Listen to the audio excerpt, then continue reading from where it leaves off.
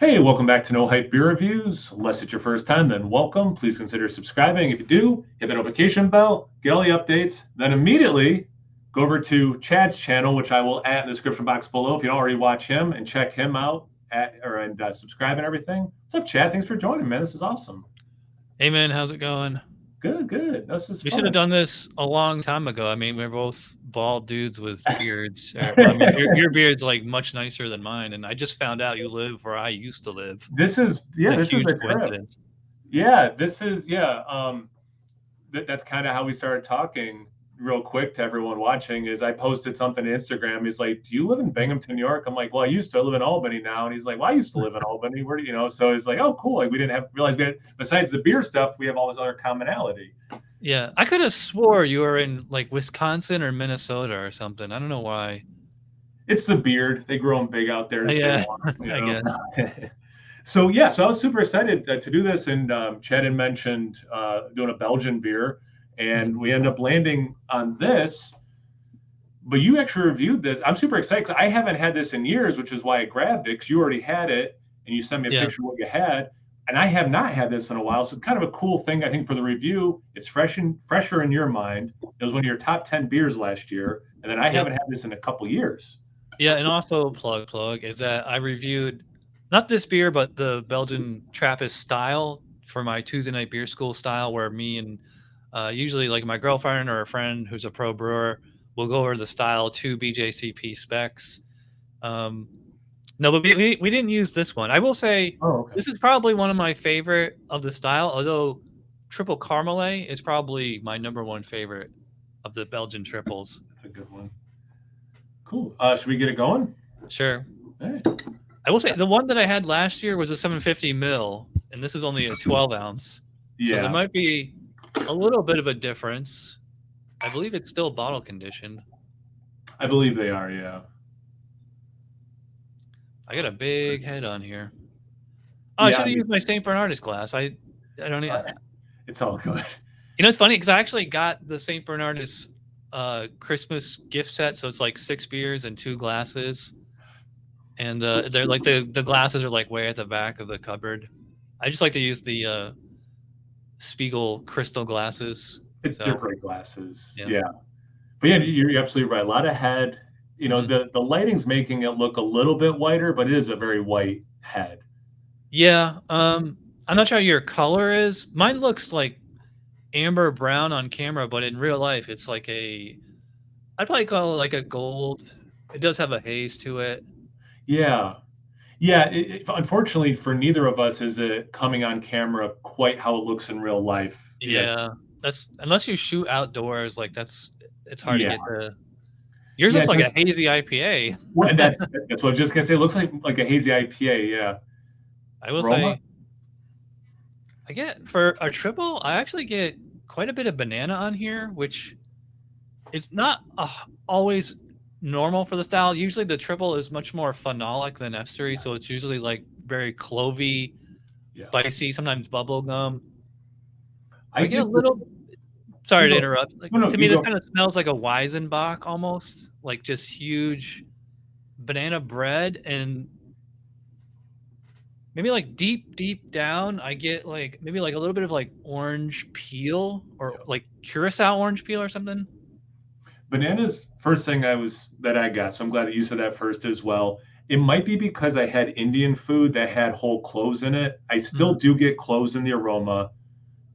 Definitely that orange peel thing. So it does kind of smell almost more like what I would like. It sounds like I'm describing a wit more than this style. Yeah. To me, to me it's kind of more like Weizenbach. Yeah. Um because actually the triple, actually all the Trappist beer recipes, they're fairly simple recipes. They're mostly just Pilsner malt and then the double and the quad, they throw that candy syrup in there. And the triple and the single are basically they're very similar to like a German Pilsner, but they're just fermented with Trappist yeast as ales instead of lagers, obviously. Um, so I can smell that Pilsner malt deep down in there. It's not toasty, it's not roasty, which, you know, is really normal for the style. To me, it's very fruity smelling beer. Yes. Yeah. just smells good. Just like to put that out there also. Like it's a very pleasant aroma. It kind of, I hope this doesn't sound like a negative, almost has like a beer mosa kind of a thing. Like it's because it does have the, beery generic element to it. Like you were talking about like the Pilsner thing, but then it has that orangeness to it. Yeah, it smells awesome. Anything else? A little bit of like green palm fruit. That's pretty normal. Okay. Like, do you get like green pear? I would not have gone there, but you're right. There's a little bit of that orchardy. Yeah. Anything else about the aroma, or should we get into the taste? No, it smells pretty good. So let's dive in. Cheers. Thanks again for joining, Chad.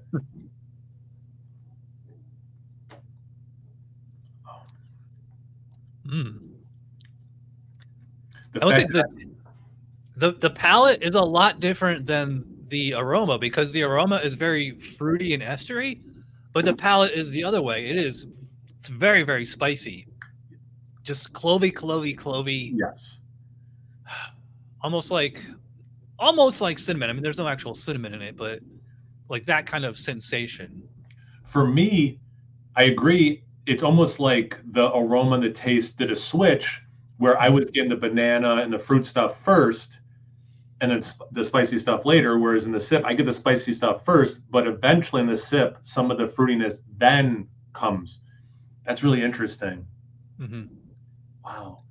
Little bit of that like vibrancy to it. It's sweet, but not overly sweet. Oh, man, this is I'm so mad at myself that I haven't had this in years. I think it's kind of like the impression of sweetness. Maybe like if you're tasting like a banana or an orange thing, it just, your brain just associates like a fruity flavor with Fruit has to be sugar. sweet. But yeah, the triple style is actually extremely dry, and it's also highly carbonated. So like the first thing that you notice, like as soon as this hits your tongue, like and also like with the, we both got the big fat head on it. Yeah. The high carbonation and the high phenolic, it just kind of like, it's like scrubbing your tongue, the whole inside of your mouth. It's like a car wash for your mouth. Yeah. Oh yeah, it's coating. It's a little creamy. Like, yeah, this is delicious. Yeah, they might put a little bit of oats in here. I don't believe oats are traditional for the style, but they're not like forbidden. So I mean, that might be, like you were mentioning wit beer earlier. Yeah.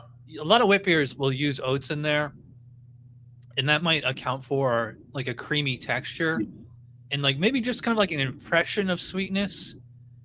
I will say, like, this beer does finish very dry. And what's the ABV? All right, this is only 8%, which I guess that's pretty average for a triple. They can get up to like 9 or 10. I think the Lafindamon was like 9.7 or something. Yeah, it's not double digits, but it's close. Yeah. The high attenuation and the high alcohol so it's like you get like all this flavor up front, and then just like as soon as it hits you, it kind of leaves because the alcohol kind of washes all that flavor away. Yeah, I have just a little hint on my palate still from the last sip of the spiciness stuff. But yeah, it's not a lot. I wouldn't have said that. That's a very interesting note. It's true. I can like feel the alcohol, but it's blended perfectly with the palate here. Like, it's not distracting. It's not like it's like rubbing alcohol or anything like that. It's not like schnapps either, No, yeah, definitely not like schnapps. Yeah, no, it's interwoven. It's at no point is it its own, pop of just pure alcohol. It's you can tell it's got a little bit of heft, but not much. It hides it pretty well, I'd say. Yeah, that's if you read the specs for this style, doesn't matter if it's BJCP, Cicerone, Great Beer Festival, they all mention like that it's like sneaky alcohol, like and because this is like so drinkable. I might go as far as say it's like a little refreshing. Yeah. I would say it's refreshing. Yeah, I mean, it's hard for it to like truly be refreshing when it's like, this strong, and also I'd say it's actually quite bitter. Although I think a lot of that bitterness is coming just from the yeast character. I don't know like the IBUs on this exactly, but because it finishes so dry, I get like a little bit of a lingering yeasty aftertaste. By the way, Yes, did you pour your yeast in? I'm gonna pour mine in. Usually that makes it a much more bitter. I did swirl a little bit and then dump it at the end. Yeah.